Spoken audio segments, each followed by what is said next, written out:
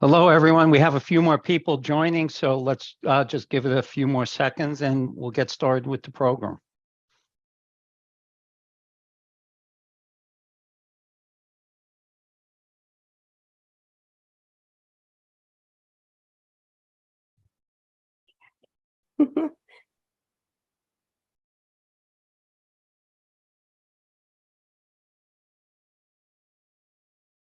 Takes a few moments for some folks to be able to log in, so we see people are filing in. We'll just give it another minute or so.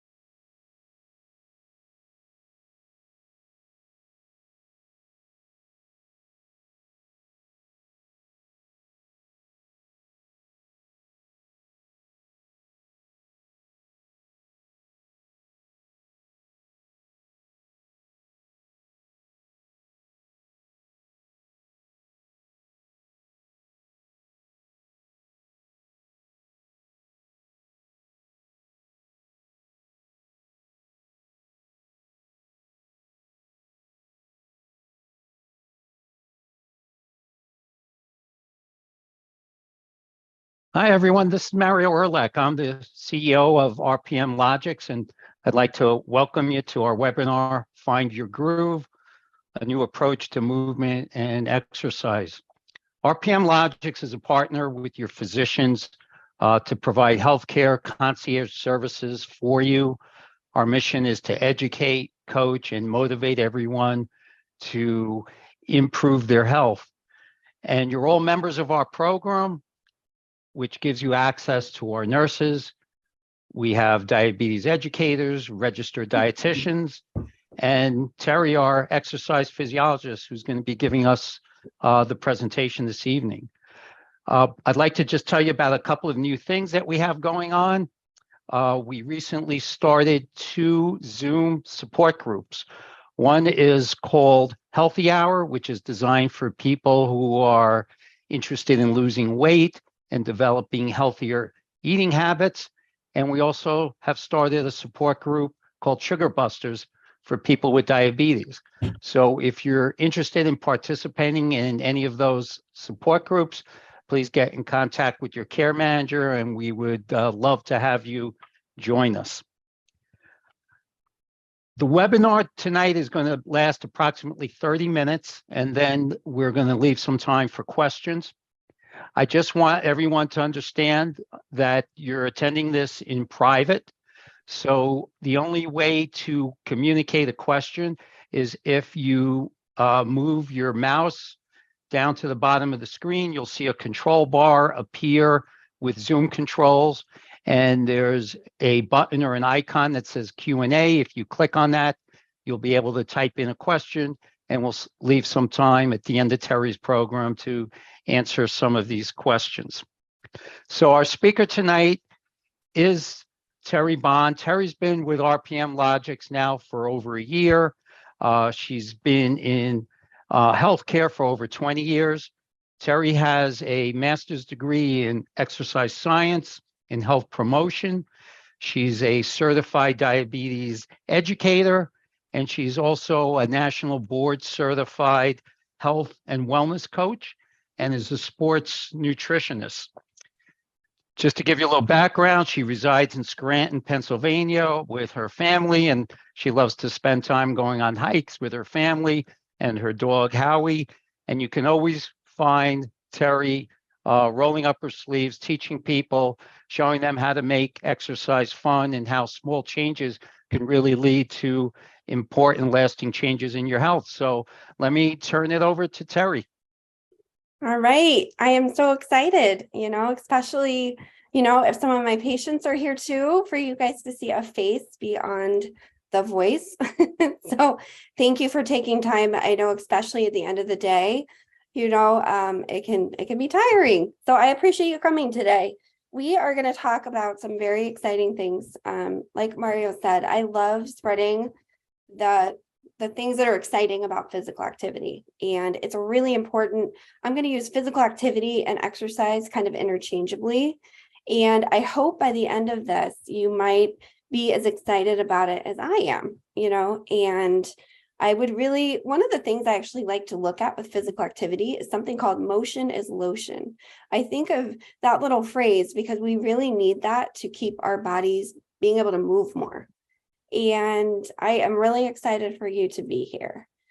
So one of the things, even though you're not gonna say this out loud, you can out loud, but what I mean is we're not gonna be able to hear you.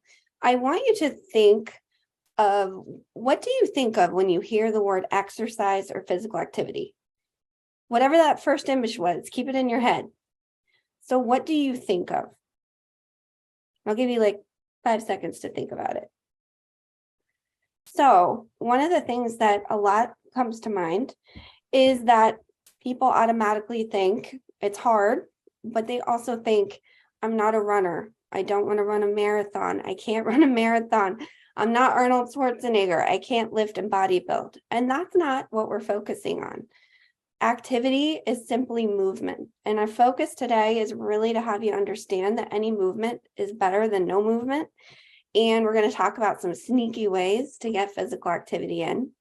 And also, I want to let everybody know too, if you have any type of mobility issues, there are still ways for you to get this in. So I'm going to give you a little sneak peek, but later on, we're going to do some exercises that you're going to do in your chair or standing, whatever you feel comfortable.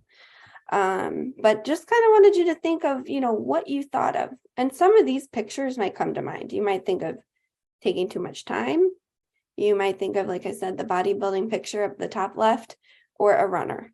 So you don't have to run, it doesn't, you don't have to run to have it count. So one of the big questions today is why? What's your why? As I always love to talk about the newsletter that some of you had gotten. And if you have not, let us know because we can send it to you. They talk a lot about SMART goals and setting goals, and these goals stem from things that are important to you.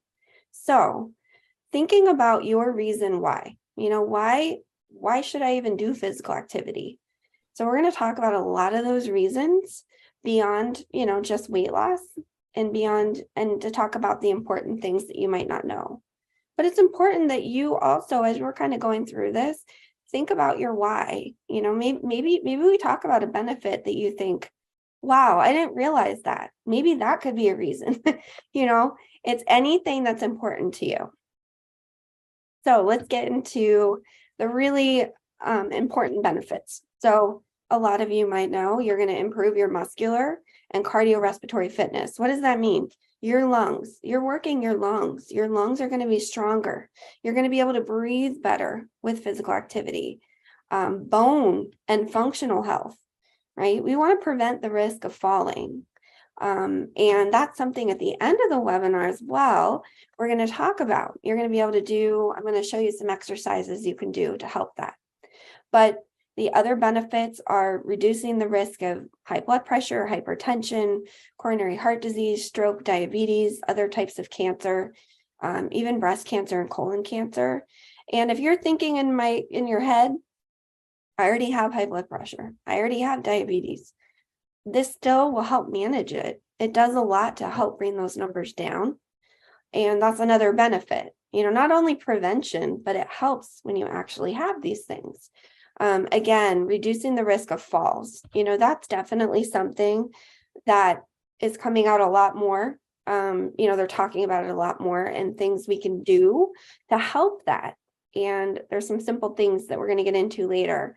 But one of the other things, not only for weight loss, we might think of physical activity or exercise from just weight loss, but it actually helps maintain the weight we lose.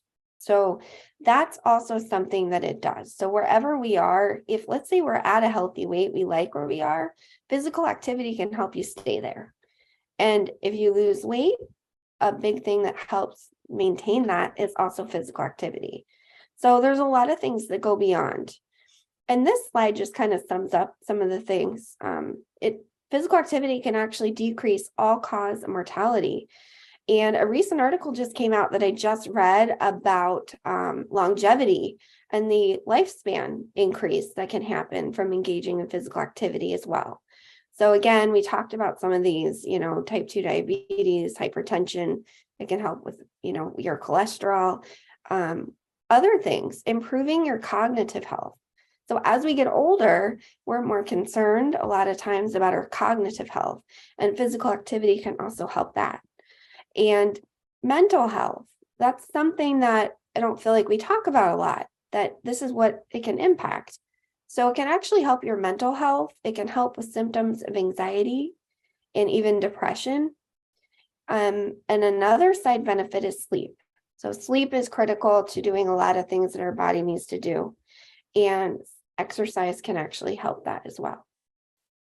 Now, I want to make sure I make it clear that, even if we do physical activity all the time, it's not a guarantee, right, that any of these things necessarily won't happen, but there really a lot of research that supports it helps in prevention. So I want to make sure that I make that clear, because if I could promise that this would solve everything, I definitely would. But this slide, I talked a little bit about already, reducing the feelings of depression and stress. But the National Institutes of Aging is really kind of talking about this because it really can enhance your mood and overall emotional well-being, and it can increase your energy level.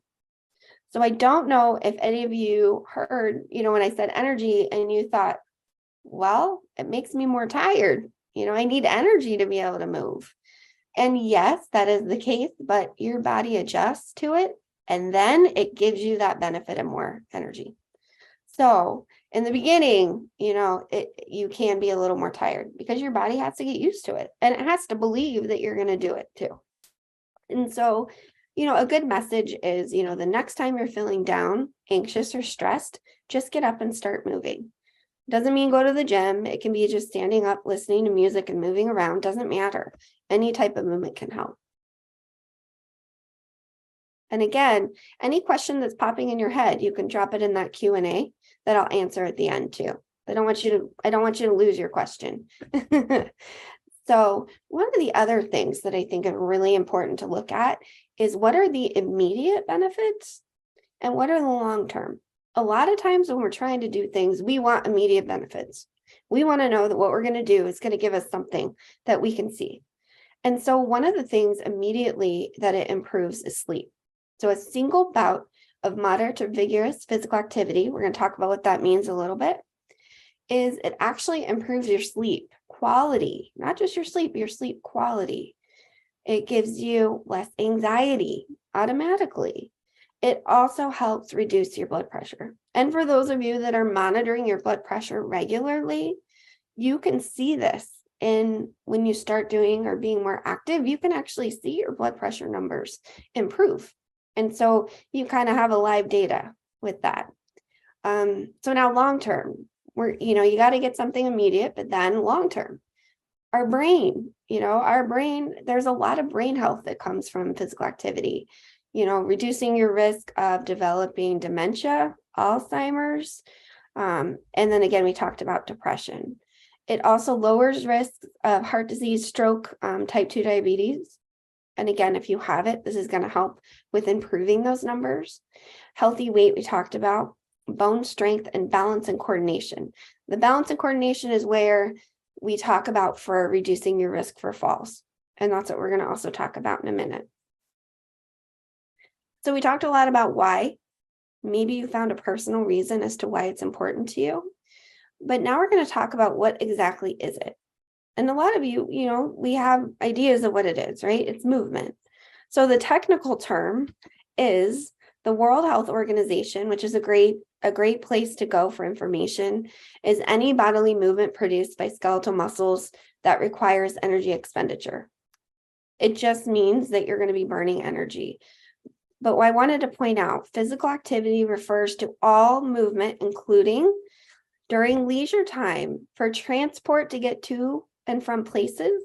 So if you have to catch the bus, catch the train, you need to walk a couple city blocks to get where you're going, those all count. Or as part of a person's work, both moderate and vigorous activity improve your health. So we want to include all activity and all movement. So what's the non-technical term or meaning? I'm sure you all said that out loud, right? Just move. Okay, so we're going to move for a minute. And I'm not joking, we really are. So we are going to do a couple quick little exercises to get your blood flowing a little bit. And I'm going to start my timer here because I'm going to really make sure that I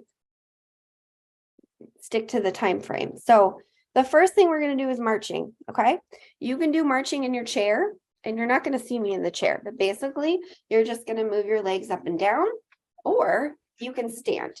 Okay, so you can stand, and I know you can't really see my head, but you can stand. So we're going to go for 30 seconds, and you can start now. So you can do this anywhere. It can be, if you need more mobility, you can put your hands, if you're by a table. If you need more stability, you sit on a chair, right? But just make sure the chair doesn't roll, okay? We don't want anyone to get hurt. That's not the point, right? So we just want to show simple things you can do. This might seem really basic, but it actually helps increase our blood flow. And so we're just going to keep marching. We're almost done. Okay, so now the next thing we're going to do is we're going to do some arm circles. So I'm going to move my chair back. And all you're going to do, yep, Mario was already showing everybody, put your arms out, and then we're going to do 15 one way and 15 the other.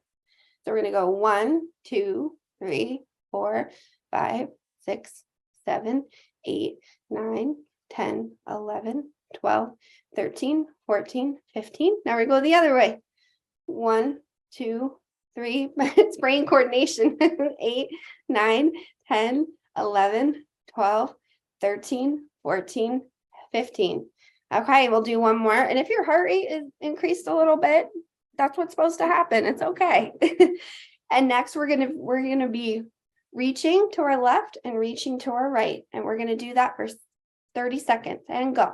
1, 2, 3, 4, 5, 6, 7, 8, 9, 10, 11, 12, 13, 14, 15, 16, 17, 18, 19, 20, almost there, 21, 22, 23, 24, 25, 26, 27, 28, 29, 30. All right, so guess what? You just got some physical activity in. So it's just a simple way that we can kind of sneak these things in. So you could do these when you're watching TV. You could do these, really anytime if you want to sneak them in. One other little tip is that if you do sit, or if you sit and you're at a desk, you can put a little peddler that you can bicycle on, or even when you're sitting at home, and that's going to be something you can add to. So I hope everyone liked that. I know you didn't know that's what we were going to do. So, all right. So how much? Okay.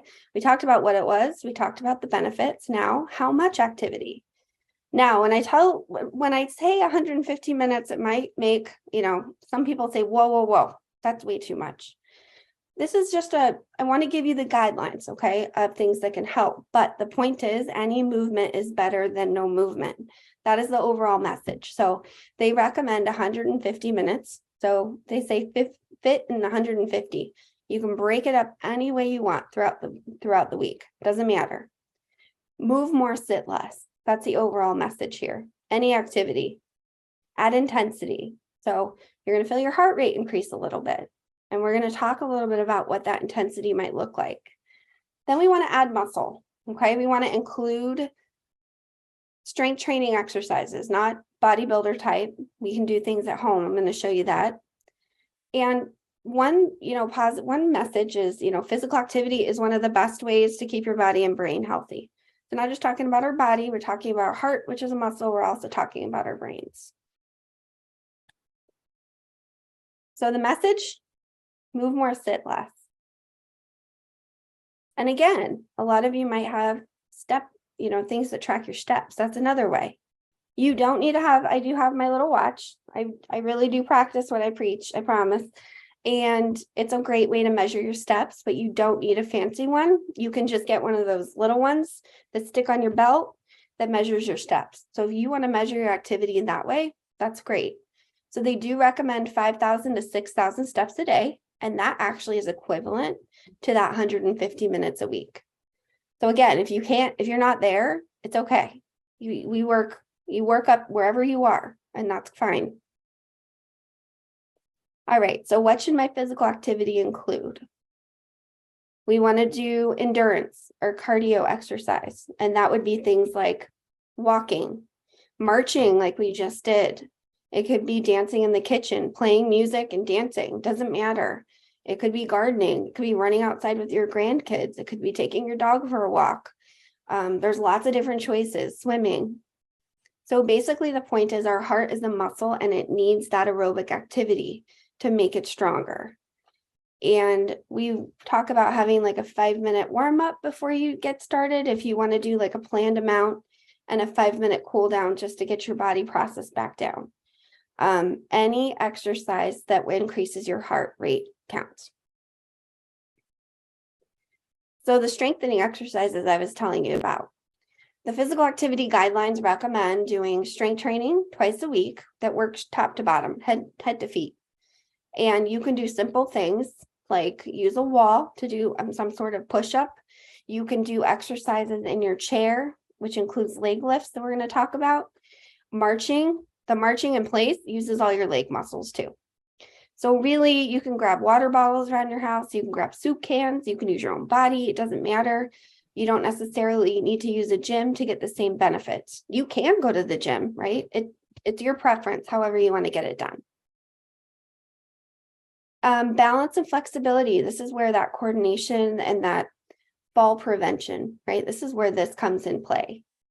So there are things like Tai Chi, yoga, Pilates, stretching after you exercise, and balance exercises. That's what we're going to talk about as well. So you can get, depending on what you want, there's also a lot of online resources for Tai Chi and yoga. I love to tell this because I think this is really a creative way. My mom is 87 and one of her favorite exercises to do is laughter yoga. So you increase the laughter, which increases those happy hormones, and you get yoga as well. And so she loves to talk about how fun that is. And she also does Tai Chi. She does anything to keep her body moving, even with her age and her mobility. She's the one who says motion is lotion, actually, all the time to me. So, all right, here's some little tips. We already talked about some of these. You want to move more, sit less, do something fun. A lot of times, I think of with kids, right? The way that they move is they have to have fun. It can't just be, we're going to go and exercise. It's going to be, let's do something that's fun. Let's run around, let's dance, let's do something. And it's kind of true for even adults. We do want to try to enjoy what we're doing. I know sometimes it's just something you need to do and it's not necessarily fun, but we want to kind of think about things that we could possibly enjoy and maybe be creative. So walking at home without a treadmill. I know a lot of my patients will say, yes, Terri sent me walking videos that I can walk at home, or chair yoga, or chair cardio. So the point is, start small and set a goal. And again, if your brain is saying, I have this question, make sure you put it in there because we'll try to get to as many as we can with the time in the Q&A. So again, break it up in 10-minute increments. Get up in the morning for 10 minutes, afternoon for 10 minutes, evening for 10 minutes. It doesn't matter, just you can break it up however it fits your schedule. Use a timer, little timers that remind you. Sometimes you can make the timers really annoying alarms. So the distinction between that and just like regular alarms you hear. Take the stairs if you can, if your mobility allows. Park further away. Again, add music, smile, dance, set a small goal to lead to big changes. And I think I keep telling everyone this is my favorite slide, but I like this slide too. So 10 minutes of stretching is like walking the length of a football field. And I'm sure all of you have already done that. 2.5 hours of walking every week for a year is like walking across the state of Wyoming.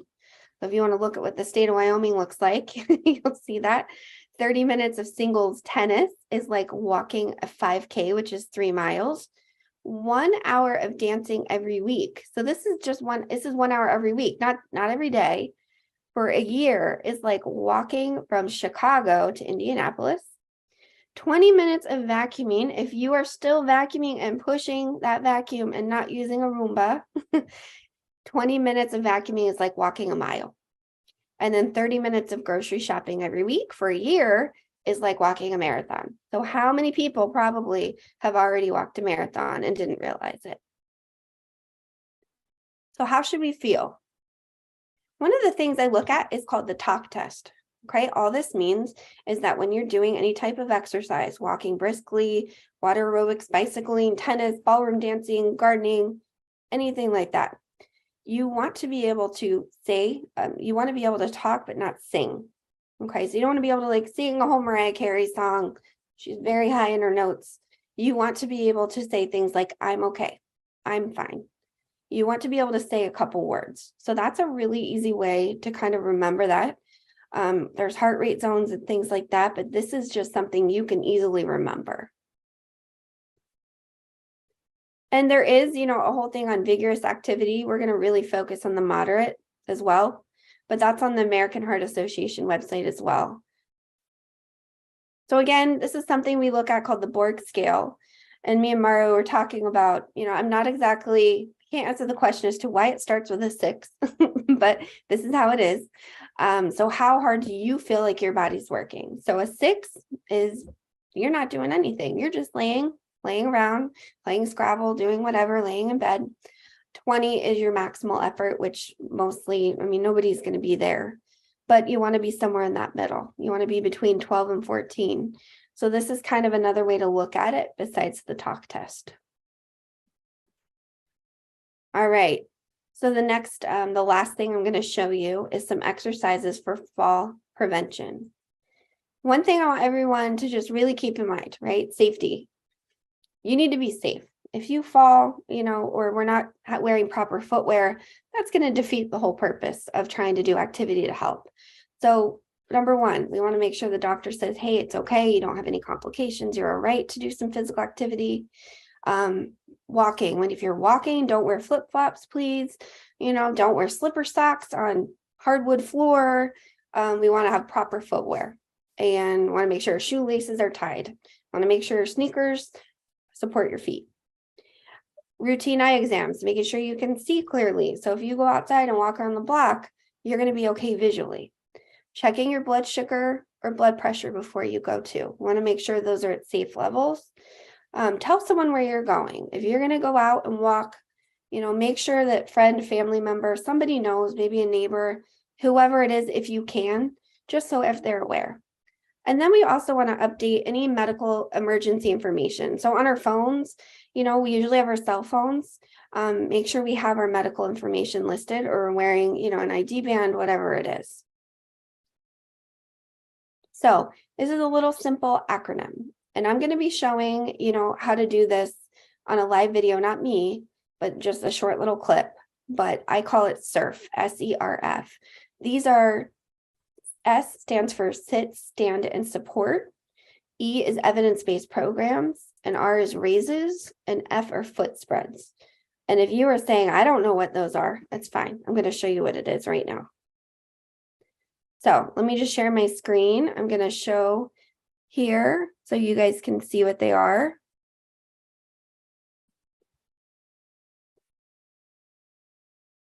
And I think you see my Zoom screen. Is that correct? How's that? Is that better? Yep. Okay. So what you're going to do, the first thing, they recommend doing this 10 times, is this is when you're getting out of a chair. You want to make sure it's not rolling, and you're going to try to stand and then sit back down. So these are really important to work your whole lower body to create that support that we need. So now we're going to go to evidence-based programs. I've put one here for New York State. There's a lot of fall prevention classes and things like that they have that are free. So that's a resource that's available as well. So the next one is heel raises. These are some exercises that you can do at home. You can put your hand like she's doing on the table, and you want to lift up and lift down. And we're looking for you to do it about 10 times. And so all these links are going to be posted, so everyone will have access to these too. And the next one is the side leg raise. You just put your hands on a chair and you lift your leg to the side. And the next one is seated. You do not need a band, but you can literally just lift your leg up and down. This is again for that leg strength, which is really important to have that strong base. And the last one is sidestepping. So this is if you're okay, you can even put your hands on a table. So what we're going to be doing is walking to the right, walking to the left, and usually about 30 seconds. And I'm also going to be posting this link. This is a ton of exercise you can do at home. A lot of the patients probably have this from me who are here that know me, but this is some great exercises that you can actually do at home. And they have all different types too. Okay. So we just went over surf and the resources. And now I'll leave it over to Mario. Thank you, Terri. We have time for a few questions. First question. I work at a desk all day. Will standing while I work burn more calories than sitting? It will, but it also will give you a whole huge benefit. Just reducing your sedentary time can decrease your risk for cardiovascular disease. So that's another side benefit. But yes, because you're standing and you're using more. Now, if you have a heart issue, is it okay to use 2-pound weights?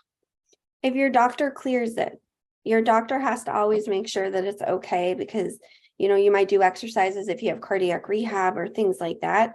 So you have to make sure you get clearance from your doctor first. Next question. Do you have to be sweating for it to be a good workout? That's a really great question, because some people don't sweat as often. Sweating helps our body cool down. So you want to just pay attention to your intensity on how you feel versus how much you're sweating. Another question. I have chronic mild pain in my knees. Is it still advisable to walk even though it's uncomfortable for me? So as long as your doctor says it's okay, exercise is still going to be helpful. It's just the impact. So we want to do low impacts. Like you said, walking casually at home, and there's knee exercises, though even the ones you saw can actually help those muscles in your knees feel stronger. So you'd feel a little bit better too. Okay, we have a few more questions, but we're running out of time. So I'll make sure these questions all get answered to you directly by your care manager. Terri, thank you for a really informative program.